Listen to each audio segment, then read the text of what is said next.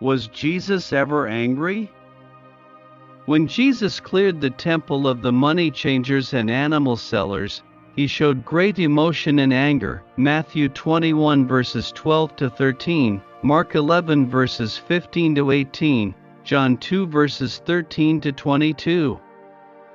Jesus' emotion was described as zeal for God's house. John 2 verse 17.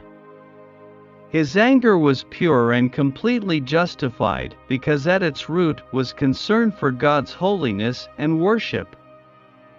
Because these were at stake, Jesus took quick and decisive action. Another time Jesus showed anger was in the synagogue of Capernaum. When the Pharisees refused to answer Jesus' questions, he looked around at them in anger, deeply distressed at their stubborn hearts. Mark 3 verse 5.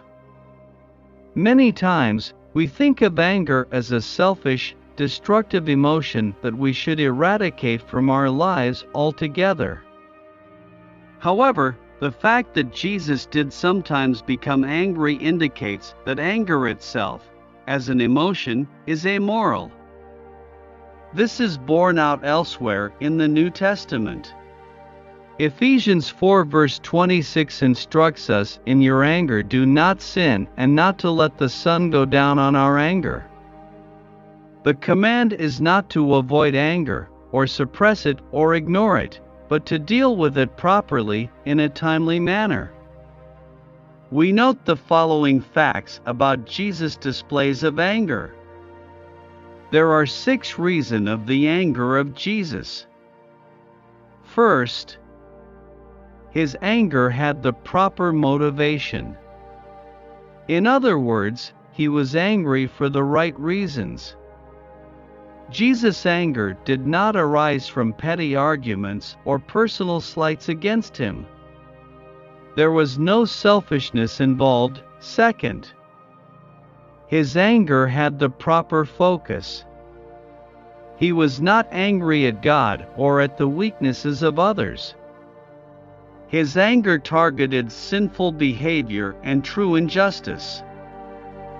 Thirdly, his anger had the proper supplement. Mark 3 verse 5 says that his anger was attended by grief over the Pharisees' lack of faith. Jesus' anger stemmed from love for the Pharisees and concern for their spiritual condition. It had nothing to do with hatred or ill will. Fourthly, his anger had the proper control. Jesus was never out of control, even in his wrath. The temple leaders did not like his cleansing of the temple, Luke 19 verse 47, but he had done nothing sinful. He controlled his emotions did not control him.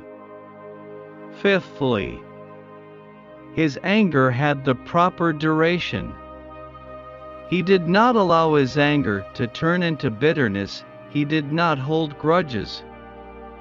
He dealt with each situation properly, and he handled anger in good time. Sixth, his anger had the proper result. Jesus' anger had the inevitable consequence of godly action.